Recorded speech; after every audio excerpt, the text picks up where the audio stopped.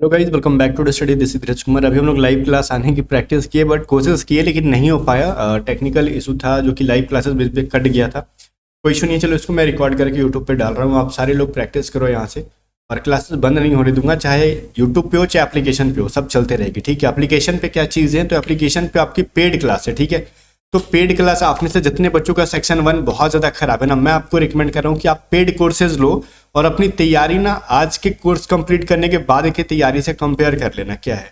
इसमें जो तैयारी करा रहे हैं हम लोग सेक्शन 1 के लिए, ध्यान देना, जीडी में भी सेक्शन 1 आता है, डीबी में भी सेक्शन 1 आता है, और इन दोनों, यांत्रिक का तो खैर इस बार वैकेंसी नहीं है, अगली बार आएगा। तो उन सब के लिए मैं कह रहा हूँ सेक्शन 1 के लिए एक बार आप इसको पढ़ लो। आपके लाइफ में 900 रुपये कुछ नहीं है। ठीक है, आप कंप्लीट सेक्शन 1 में mathematics, reasoning, science, English, GK सब कुछ चल रहा है इस पे। साथ ही साथ आपको इस पे टेस्ट सीरीज भी मिल जाएगा और सारे पीडीएफ नोट्स मिल जाते हैं इसमें। आप इतना कुछ कर लो सेक्शन 1 में, मैं कह रहा हूँ कि आप 55 प्लस स्कोर कर लोगे अगर बहुत बढ़िया से पढ़ के, अगर प्रैक्टिस दबा के कर लेते हो तो। ठीक है, अगर आपको ये चीज़ें लग रहा है ना कि नहीं सिर्फ आपको मैथ की जरूरत है, तो सेक्शन 1 की मैथ की क्लास भी ले सकते हो जस्ट 300 रुपीज़ में। अगर आपको सिर्फ इंग्लिश ग्रामर प्लस वोकैब की क्लास लेनी है तो वो भी आप अलग से ले सकते हो, या फिर आपको सिर्फ टेस्ट सीरीज लेना है तो अभी 10 टेस्ट सीरीज है 69 रुपीज़ में, वो ले लो। सेकंड टेस्ट सीरीज जल्द आएगा, वो भी इसी के आसपास रहेगी प्राइस उसकी, उसको बाई कर लेना और इतना कर लो, एग्जाम के लिए सफिशिएंट होगा। ठीक है, जीके की क्लास लेना है वो भी ले सकते हो जस्ट 125 में। बाकी सारी क्लासेस अलग अलग भी आप बाई कर सकते हो जो चीज़ें आपको चाहिए, या फिर आप पेड ग्रुप्स, पेड ही क्लास ले लो जो भी चाहिए। ठीक है, तो इसके अकॉर्डिंग आप A to Z study app को डाउनलोड करो और अपनी तैयारी को बहुत बढ़िया से इंप्रूव कर लो। ठीक है, फिर भी कुछ प्रॉब्लम आती है, कुछ समझ में नहीं आता, तो व्हाट्सअप कर लो 7279047787, या फिर आपको सिर्फ पीडीएफ नोट्स बाई करने हैं मैथमेटिक्स के, रीजनिंग के, साइंस के और इंग्लिश वोकैबुलरी के, तो व्हाट्सअप पे आप बाई कर सकते हो मैसेज करके। लिंक भी डिस्क्रिप्शन में सबका दे दिया गया है। अभी हम लोग फर्स्ट क्वेश्चन देखते हैं यहाँ पे क्या फर्स्ट क्वेश्चन कह रहा है अपना। देखो, कोई इंसान है, ठीक है, कह रहा है एक खास काम को 20 दिनों में करने के लिए, ठीक है, देखो कह रहा है एक खास काम को 20 दिनों में करने के लिए कार्य को पुरुषों के एक समूह को सौंपा जाता है, लेकिन 12 पुरुष नौकरी के लिए नहीं आए और शेष पुरुषों ने 32 दिनों में काम को पूरा किया। समूह में पुरुषों की मूल संख्या क्या थी? एक बात बताता हूँ मैं आपको। देखो, स्टार्टिंग में कह रहा है ना कि देखो एक ग्रुप है जिसमें कि सिर्फ मेन है, आदमी है। इसको कहा गया ना कि तुम लोग ना एक काम को 20 डेज में कंप्लीट कर लो, लेकिन हुआ ऐसा ना कि जब वो आए काम करने, उसमें से मेन में से हुआ ना ऐसा कि 12 लोग आए ही नहीं, तो 12 लोग तो खत्म हो गए। तो टोटल अब काम जो हुआ अपना 20 दिन में ना होकर 32 डेज लग गया, 32 दिन लग गए, क्योंकि ऑब्वियसली आदमी कम हो जाएंगे तो काम ज्यादा दिन में खत्म होगा। तो स्टार्टिंग में कितने आदमी थे ये पूछ रहा है आपसे। ठीक है, तो एक सिंपल सा स्टार्टिंग में मान लो टोटल मैन जो थे ना स्टार्टिंग में वो x थे मान लेते हैं। तो हमने पढ़ा है m1 into d1 is equal to m2 into d2। ठीक है, इसका मतलब क्या हुआ, स्टार्टिंग में मेन कितने थे तो नहीं पता, x मेन थे, काम को कहा गया था 20 डेज में खत्म करो, लेकिन बाद में आए कितने, x में से 12 लोग नहीं आए तो 12 को माइनस कर लो और वो काम खत्म कितने दिनों में हुआ, 32 डेज में। अब ये यहीं पे सॉल्व हो गया, 4 से डिवाइड कर दो 5 बार में, ये 4 से डिवाइड कर लो 8 बार में, तो 5x बराबर कितना हो गया, 8x माइनस 96। तो x बराबर कितना हो जाएगा भाई, 3x बराबर हो जाएगा 96। तो x बराबर कितना हो जाएगा, 32 डेज। तो स्टार्टिंग में जो आदमी थे वो कितने थे भैया, 32 लोग थे। ठीक है, तो ये चीज़ जो है बिल्कुल भी इस तरीके से आप इसको सॉल्व कर सकते थे। तो ये बहुत लंबा नहीं है, बहुत ही छोटा सा मेथड है जिसमें कि अपने को स्टार्टिंग के 2 मेथड, तो मैंने 2 चीज़ें 2 लाइन तो लिखा आपको जस्ट बताने के लिए, बाकी देखो 3 लाइन में ये क्वेश्चन सॉल्व हो जाता है आराम से आपका। तो मैथ है तो 3 लाइन तो कम से कम लेगा, इससे भी कम लाइन ले तो फिर वो मैथ कहेगा। ठीक है, जीके ना बन जाएगा वो। फिर आगे देखो, क्वेश्चन नंबर 2 कह रहा है P और Q 2 लोग हैं, एक काम को ना 25 दिन और 50 दिन में खत्म करते। जैसे P किसी काम को 25 दिन में खत्म करेगा तो दूसरा कौन है, Q टोटल काम को 50 दिन में खत्म करेगा। ठीक है, तो कितने दिनों में वह परियोजना का, मतलब उस काम का 18% काम को पूरा करेंगे अगर साथ में करें तो ये क्वेश्चन मैंने पहले भी क्लास में, पिछले क्लास में भी दिया था, ऐसा ही पैटर्न का। देखो पहले तो 18% पूछ रहा है, तो पहले 100% कितने दिन में खत्म करेंगे, तो P और Q मिलके कहेगा, तो कैसे निकालते हैं, P into Q divided by P plus Q, ऐसे निकालेंगे ना। तो मतलब P 25 दिन में खत्म करता है, Q 50 डेज में खत्म करता है। ठीक है, तो दोनों मिलके क्या होगा, 25 प्लस ये 75 हो जाएगा, तो 25 2 ज़ा 50, 25 3 ज़ा इतना, ये हो जाएगा 50/3 डेज में।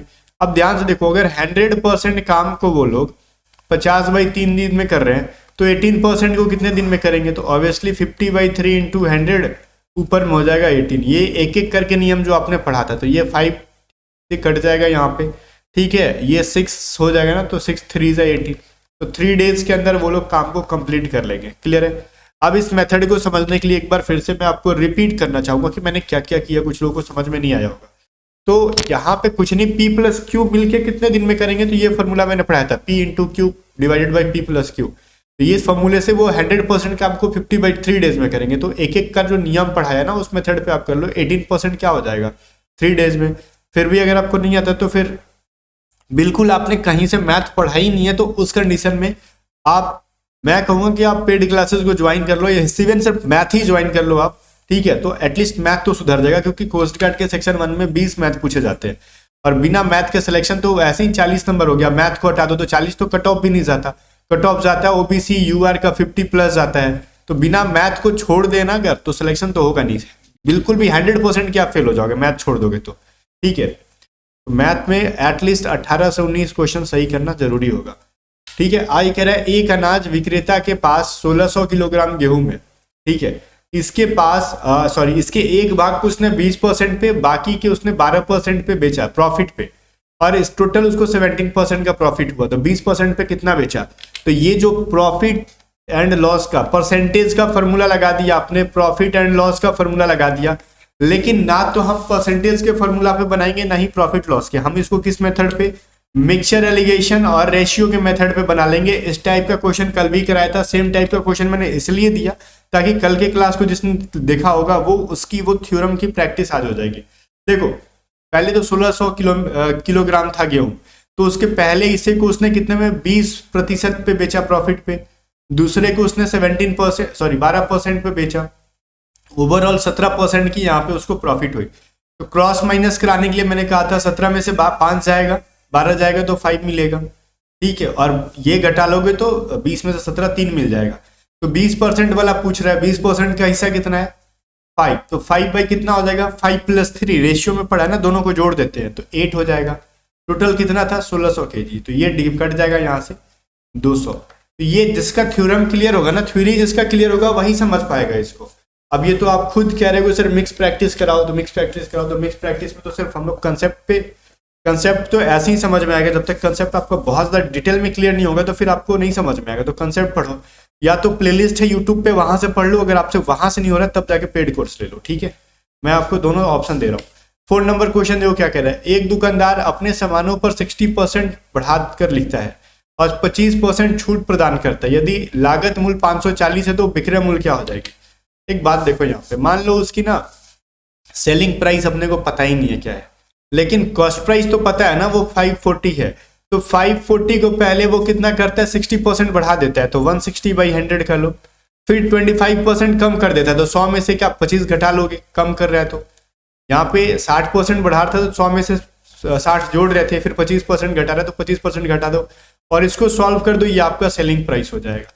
क्लियर है ना। तो ये कितना हो जाएगा 25 से 3 बार में कटेगा, ये 25 से 4 बार में कटेगा, ये 0 कट जाएगा और ये 0 यहाँ से कट जाएगा। ये 4 को यहाँ पे 16 से कटा दोगे तो 54 × 4 × 3 कितना हो जाएगा आपका 648। तो कंप्लीट आंसर हो गया ऑप्शन नंबर बी, दिख रहा है। तो आप इसको सॉल्व करते तो आपका भी आ जाता है 648, ठीक है ना। चलो फिर आगे देखते हैं। 5th नंबर क्वेश्चन कह रहा है कि देखो सोनू, हरि और गोविंद की आयु का एवरेज है जो 30 ईयर्स है, और उनकी आयु का जो क्रमशः रेशियो है 4, 5, 6 के रेशियो में। तो सोनू और गोविंद की आयु का अंतर बताओ। पहली बात तो देखो, मान लेते हैं सोनू 4x का है और दूसरा कौन है हरि अगर 5x का है, गोविंद अगर 6x का है, तो सबको जोड़ दोगे तो कितना मिलेगा 15x। और तीनों के एज की वैल्यू क्या है, एवरेज 30 × 3 कर लो, 3 लोग हैं जिसका वैल्यू 15x के बराबर है। तो x बराबर क्या हो गया 6। तो कह रहे ना कि देखो सोनू और गोविंद का एज को माइनस कर लो, ठीक है। तो यहाँ पे खैर गोविंद बड़ा है तो गोविंद में से सोनू को घटा लो, तो गोविंद माइनस सोनू कर लो। तो गोविंद का था क्या 6x और सोनू का था 4x, तो ये हो गया 2x। तो 2 × 6 बराबर क्या हो गया 12। अब ये 6 कहाँ से आया भाई साहब, तो x का वैल्यू 6 लिखा ना मैंने, यहाँ पे x बराबर 6 लिखा था तो वही था। तो एक्चुअली हम लोग इसमें बहुत ही मतलब ये कह सकते हो ना कि अलग अपना तरीका से इसको बनाओ, इसके थ्योरम के तरीका से, नहीं तो मैथ ईजी लगेगा। मैथ जो है ना ये डिफिकल्ट तब तक लगता है जब तक कि आपको क्वेश्चन समझ नहीं आता। क्वेश्चन समझ में आ गया, पहले से थ्योरम पढ़े हो, कंसेप्ट पढ़े हो, तो फिर फट से बन जाएगा। फिर ये देखो 5,500 रुपए की राशि को 15% की प्रति वर्ष की दर से 6 वर्षों में अर्जित साधारण ब्याज कितना होगा। देखो पी का वैल्यू क्या है, मतलब प्रिंसिपल कितना है आपका, मूलधन 5,500, रेट ऑफ इंटरेस्ट कितना है 15%, टाइम कितना है 6 ईयर्स, यही कह रहा है। तो क्या होता है भैया बताओ, एसआई का फॉर्मूला क्या होता है, पी आर टी बाई 100। ये पी का वैल्यू है 5500, आर का वैल्यू है 15%, टाइम है 6 ईयर डिवाइडेड बाई 100, तो ये कर लो, ठीक है। तो 55 इंटू 90 कर लो, 9×5 = 45, 9×5 = 4 49, तो 4950 हो जाएगा। Correct answer option number D इसका सही है, ठीक है। चलो ये है मैथमेटिक्स, बस समझ समझ का फेर है भैया और कुछ नहीं। 7 नंबर क्वेश्चन देखो, कह रहा है ए की संपत्ति जो है बी की संपत्ति की 5/9 गुनी है, ध्यान से समझना, और सी की संपत्ति बी की संपत्ति के 8/5 गुनी है। तो सी और ए की संपत्ति क्या रेशियो क्या होगा।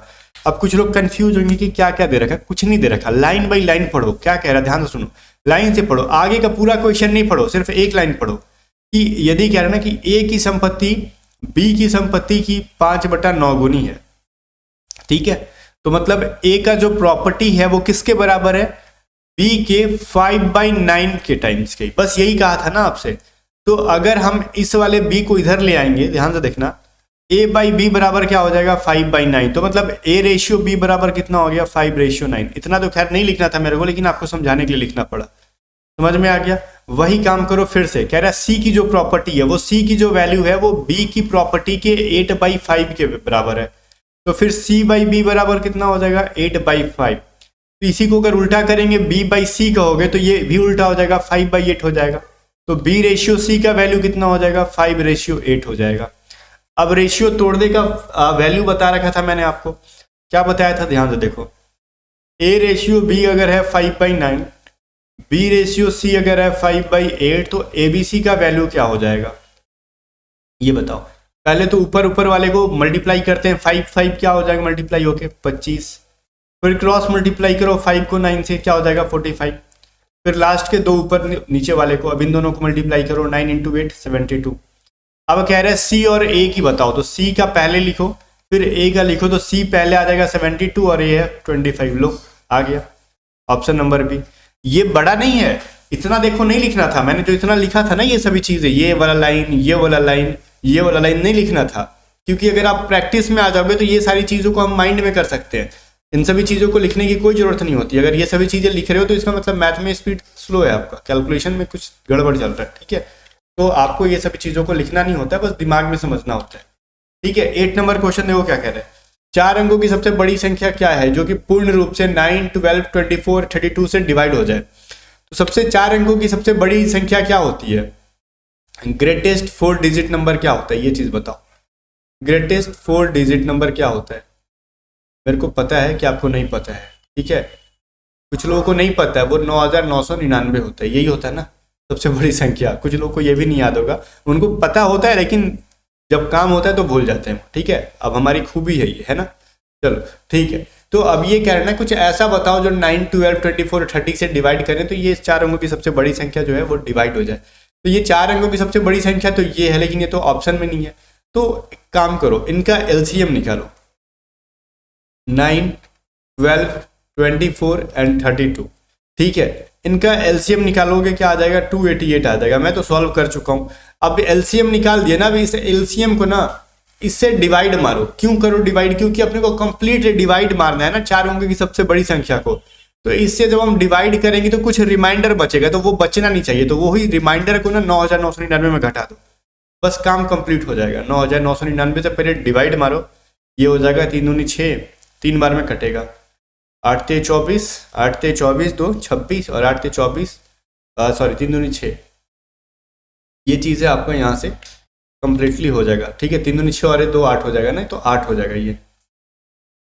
ये यहाँ से घटा लो, 9 का 9 लिख दो यहाँ पे, ये 5, 3 एंड 1, 1369 हो गया। इस बार 4 से मारते हैं डिवाइड, 8 × 32, फिर हो जाएगा 8 × 32 3 35, 3 दूनी 6 5 11, ठीक है। तो ये कितना बच गया आपका यहाँ पे 702, तो 207 बच गया रिमाइंडर। अब ये 207 बचना नहीं चाहिए था क्वेश्चन के अकॉर्डिंग। अगर हम 288 से डिवाइड मार रहे हैं 9999 को, या फिर 9999 से कोई मतलब नहीं है, वो 4 नंबर की ग्रेटेस्ट नंबर बताओ जो इन सब से डिवाइड करने पे कंप्लीट डिवाइड हो जाए। तो हम अगर 9999 को लेते हैं जो कि 4 अंकों की सबसे बड़ी संख्या है, तो उसमें शेष बच जा रहा है 207। तो एक काम करो, अब ये शेष नहीं बचना चाहिए, 9999 में ना 207 को घटा लो, अब जो वैल्यू हो जाएगा वही आपका आंसर हो जाएगा। ठीक है, तो 9792 कहाँ है, ऑप्शन नंबर बी के अंदर है। तो यही जो है आपका करेक्ट आंसर हो जाएगा बिल्कुल भी। ठीक है, तो यही लॉजिक आपसे पूछा जा रहा था जो कि लोग नहीं बता पा रहे थे। क्लियर है? आगे देखो, अगला जो 9 नंबर क्वेश्चन कह रहा है एक आयत की लंबाई 8 सेंटीमीटर है और उसके विकर्ण की लंबाई 10 सेंटीमीटर है, तो आयत का परिमाप ज्ञात करो। ठीक है, आयत का परिमाप ज्ञात करेंगे बाद में, पहले उसका जो लिखा है वो लिखा दो। ये है क्या, लंबाई 8 सेंटीमीटर और उसका विकर्ण मतलब डायगोनल ये 10 है। तो पाइथागोरस थ्योरम से ये हाइपोटेनियस है, ये उसका परपेंडिकुलर है, तो बेस कैसे निकालते हैं, तो 10 का स्क्वायर माइनस 8 का स्क्वायर। इस मेथड पे कल मैंने डायरेक्शन का चैप्टर बताया था। 100 माइनस 64 बराबर हो जाएगा √36 बराबर 6। तो चौड़ाई हो गया ये इतना। तो परिमाप बराबर क्या होता है मेरे को ये बताओ। ठीक है, पेरीमीटर का फॉर्मूला अगर आपको याद हो तो ही, तो 2 इंटू एल प्लस बी होता है। तो 2 इंटू लंबाई है 8, चौड़ाई है 6, तो ये क्या हो जाएगा 2 इंटू 14 मतलब 28। अब ये सभी चीज़ें तो मैंने झूठ मूठ का किया, ये इतना तो मैंने झूठ मूठ का किया जो डायरेक्टली लिखना चाहिए था, बस आपको समझ में आ जाए इसलिए लिखिए ये सब का। 10 नंबर देखो, एक व्यक्ति 24 किलोमीटर की दूरी 40 मिनट में, और देखो 24 किलोमीटर की दूरी जो है 40 मिनट में, 30 किलोमीटर की दूरी जो है कितने मिनट में भैया, 32 मिनट में, और 12 किलोमीटर की दूरी जो है 18 मिनट में तय करता है। तो यहाँ पे एक बात तो मेरे को बताओ, ये 40 मिनट क्या है, मिनट है, और ये किलोमीटर है, तो इसको भी किलोमीटर प्रति घंटा में होता है ना, तो इसको घंटा में बदलने के लिए 60 से डिवाइड करेंगे। ठीक है, आगे चल के 60 से डिवाइड करेंगे, मिनट में है इसलिए। तो एवरेज स्पीड पूछ रहा है, एवरेज स्पीड बराबर क्या होता है, डिस्टेंस 1 डिस्टेंस 2 प्लस में distance 3 divided by time 1 plus में टाइम 2 प्लस में टाइम 3, ये फॉर्मूला होता है। तो टाइम तो मिनट में दे रखा है, उसको घंटे में चेंज करेंगे। फिलहाल डिस्टेंस को देखो 24 किलोमीटर, 30 किलोमीटर एंड 12 किलोमीटर है। टाइम है 40 मिनट, तो 60 से डिवाइड करो घंटे में चेंज करने के लिए, आवर्स में चेंज करने के लिए। फिर 32 मिनट से इनको भी 60 से डिवाइड मार दो, फिर क्या है 18 मिनट है 60 से डिवाइड कर दो, इनका एलसीएम ले लोगे तो बात वही होगा। 24, 30 और 12 को जोड़ दो, कितना रहा 66 हो जाएगा। इनका एलसीएम 60 हो जाएगा जो कि ऊपर चला जाएगा। 40, 32 और 18 को जोड़ दोगे तो 90 हो जाएगा। 0 0 कट जाएगा, 3 3 9 3 9 6, तो ये 3 से डिवाइड होकर 22 बार में कट के 44 किलोमीटर प्रति घंटे में बदल जाएगा। तो ये स्पीड टाइम एंड डिस्टेंस नामक चैप्टर का क्वेश्चन है, अगर आपको नहीं पता है तो ध्यान में रखना। आगे चलो हम लोग रीजनिंग के क्वेश्चन को देखते हैं। अगर जेड का वैल्यू 52 है, एक्ट का वैल्यू 48 है, तो बैट का वैल्यू क्या होगा। देखो यहाँ पे क्या किया गया, वीडियो को रोक के ध्यान दो। देखो जेड आता है 26 नंबर पे, जिसको 2 से मल्टीप्लाई कर दोगे तो 52 होता है। ए सी टी 1 + 3 + 20 जोड़ोगे तो क्या होगा, 24 को 2 से मल्टीप्लाई कर दोगे 48 हो जाएगा। बैट को देखो क्या करेंगे हम लोग, 2 + 1 प्लस में 20 कर दोगे तो 24, ठीक है 24, ठीक है ना, सॉरी 23 हो जाएगा ना, यहाँ पे वही मैं कहूँ कि गड़बड़ कहाँ हो रहा है। तो 46 हो जाएगा, 28 तो ऑप्शन में भी नहीं था, तो यहाँ पे क्या मिल गया अपने को 46, जो कि डी वाले में है। आगे देखो कह रहा है किसी सर्टेन कोड भाषा में 134 का मतलब है गुड एंड टेस्टी, 478 का मतलब है सी गुड पिक्चर्स, एंड 729 का मतलब है पिक्चर्स आर फैंट। तो पूछ रहा है ना कि सी का मतलब बताओ, सी का मतलब क्या होगा। ठीक है, देखो 134 है तो पूछ रहा सी तो है कहाँ, सबसे पहले ये देखो सी कहाँ पे, तो देखो सी यहाँ पे है, सी तो यहाँ पे या तो 4 होगा या 7 या 8, तो देखो 8 ऑप्शन में है, तो इस ऑप्शन के अकॉर्डिंग तो हम लोग फट से कह सकते हैं भैया या तो 4, 7, 8 यही तीन में से एक होना चाहिए था, तो 8 आपके ऑप्शन में, तो आंख बंद करके मार दो। मान लो 4 भी होता, 7 भी होता, तो फिर क्या आंसर करते, ऑप्शन में अगर 4, 7 में डालते तो क्या करते उस सिचुएशन में, तो फिर थोड़ा सा प्रॉब्लम क्रिएट हो जाता। तो उस सिचुएशन में काम करते, देखो सी गुड पिक्चर्स, तो गुड देखो यहाँ पे भी है, गुड यहाँ पे भी है, तो इन दोनों में देखो 4 और 4 की कॉमन है, तो गुड का मतलब क्या हो गया 4 हो गया। अब देखो पिक्चर्स देखो ऊपर में भी है और पिक्चर्स नीचे पे भी है, तो ऊपर में देखो 7 है और इसमें भी देखो 7 है, तो मतलब पिक का मतलब हो गया 7, तो बचा क्या आएगा सी, सी का मतलब हो गया 8। क्लियर है, तो सी का मतलब क्या हो गया 8। तो दोनों तरीके से कर सकते थे। 13 नंबर देखो, रोज को लिखते हैं इतना, रोज को अगर 6821 लिखते हैं, चेयर को इतना लिखते हैं, फ्रिज को इतना लिखते हैं, तो फिर सर्च को क्या लिखेंगे। ये चीज दिमाग लगाओ, वीडियो को रोक के देखो। सर्च में पहले एस आया हुआ है, तो रोज जो तीसरे नंबर पे एस का वैल्यू यहाँ पे 2 लिखा गया, तो एस का मतलब 2 लिख दो। फिर इसमें ई है, तो देखो ई कहाँ, प्रीच के तीसरे नंबर पे ई है और इसमें तीसरे नंबर पे 1 है, तो ई का मतलब हो गया 1। क्लियर। और क्या कह रहा है, ए, तो ए कहाँ पे, चेयर का तीसरा है और इसमें तीसरा नंबर पे 4 है, ए का मतलब 4 हो गया। ठीक है।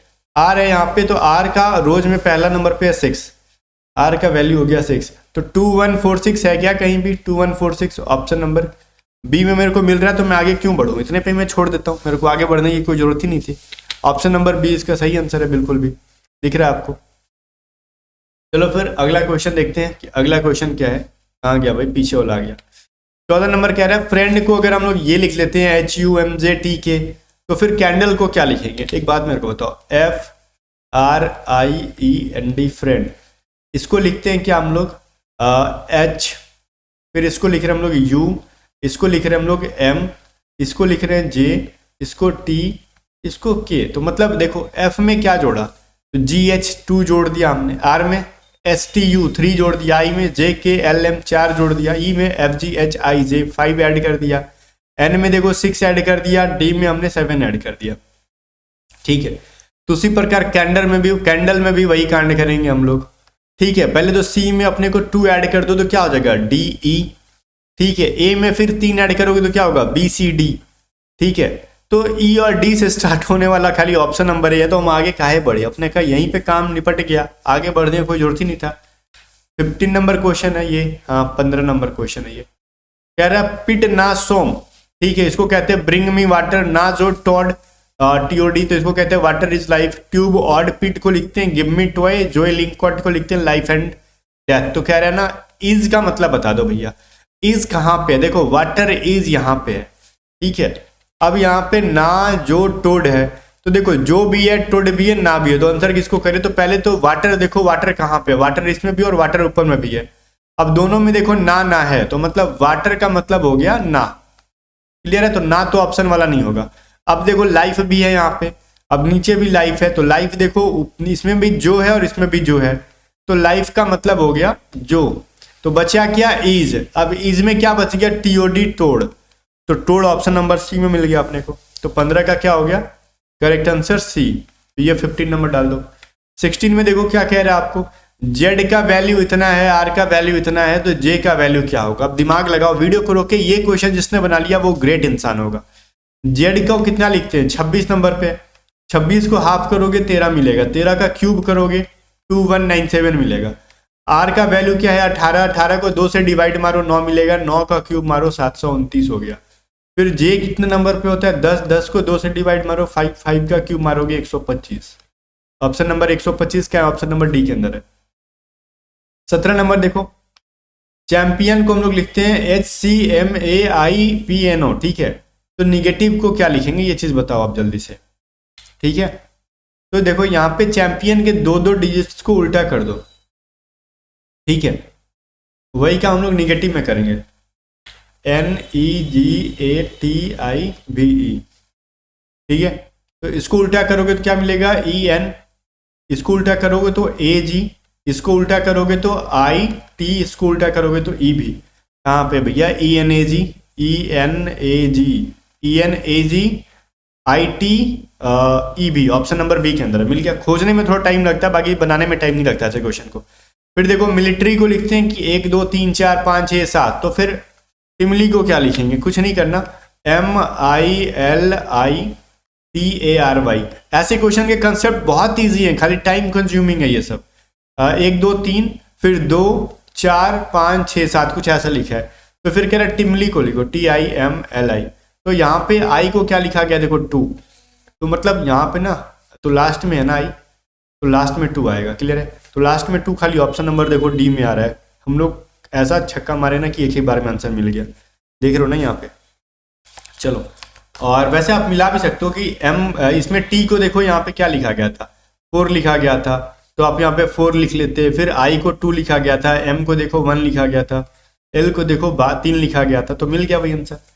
ठीक है। 19 नंबर देखो, अगर चारकोल को अगर हम लोग इतना लिखते हैं, मॉरल को अगर इतना लिखते हैं, तो रियल को क्या लिखेंगे। ठीक है। तो रियल को कुछ नहीं लिखेंगे, रियल में पहले क्या है आर, देखो आर 1 2 3 4 नंबर पे आ रहा है, ठीक है, तो 4 नंबर पे क्या है 6, तो रियल में ये 6 हो जाएगा, ठीक है। ई में कितने नंबर पे भैया, देखो मॉरल, मॉरल के लास्ट में ये ई, तो 7 हो जाएगा, ठीक है। तो फिर क्या है ए, तो ए में देखो लास्ट से तीसरे नंबर पे 1 है, तो 1 कर दो। एल को देख लो लास्ट में दूसरे नंबर पे, तो 3 कर दो, ठीक है। तो 6 7 1 3 कहाँ पे, ऑप्शन नंबर बी के अंदर है, करेक्ट आंसर है। चलो फिर बी को टिक कर देते हैं। 20 नंबर क्वेश्चन देखो, बिल्कुल भी आसान क्वेश्चन है। एक निश्चित कोड में ब्लैक का अर्थ ऑरेंज है, ऑरेंज का अर्थ अगर वायलेट है, वायलेट का अर्थ अगर ग्रीन है, ग्रीन को व्हाइट कहते हैं, व्हाइट का अर्थ पीला है, येलो का अर्थ स्काई ब्लू है, तो कोयले का रंग क्या होगा, कोयले का रंग क्या होता है ब्लैक, तो क्या ब्लैक आंसर कर दें, ऑप्शन में भी नहीं है। तो ब्लैक को क्या कहा गया है, ब्लैक को कहा गया है ऑरेंज, तो ऑरेंज इसका सही आंसर होगा। अब कुछ कहेंगे ना सर ऑरेंज को जो कहा गया वायलेट लिखो आप, अब फिर वायलेट कहेगा, ठीक है वायलेट का तो मतलब ग्रीन, तो ग्रीन लिख दो, ग्रीन का मतलब व्हाइट कह दो, व्हाइट को पीला कह दो, और पीला को फिर स्काई ब्लू कर दो, तो फिर तो खोजते रह जाओगे, ऐसा नहीं है। सिर्फ ब्लैक का आंसर देखो, ब्लैक का क्या है ऑरेंज है, तो बस ऑरेंज पे आंसर कर दो, ठीक है, इससे ज्यादा आगे नहीं बढ़ना। इसके अलावा फिर से मैं याद दिला दूं, पेड कोर्सेज के लिए आप ऐप को डाउनलोड कर सकते हो, A to Z study app को, और लिंक डिस्क्रिप्शन में, या फिर हमारे टेस्ट सीरीज को भी आप ऑनलाइन टेस्ट सीरीज को जस्ट 69 रुपीज में बाई कर सकते हो, ठीक है। तो टेस्ट सीरीज भी आपको A to Z study app पर मिल जाएगा, जहाँ पे लोगों के बीच के रैंक पता चलेगा आपको, आपने कौन से क्वेश्चन गलत किया सही किया, उसका वीडियो सॉल्यूशन आप देख पाओगे वहाँ पे। टेस्ट सीरीज जो है ना, ये आपको A to Z study app पर मिलेगा, लिंक डिस्क्रिप्शन में। और हमारे मैथमेटिक्स के पीडीएफ्स को, रीजनिंग के पीडीएफ को, सॉल्यूशन के साथ साइंस के पीडीएफ को, वोकैब की पीडीएफ को बाई करने के लिए व्हाट्सएप करो 7279047787। अगर आप पेड कोर्सेज लेते हो तो आपको फिर पीडीएफ वहीं पे मिल जाएंगे फ्री में।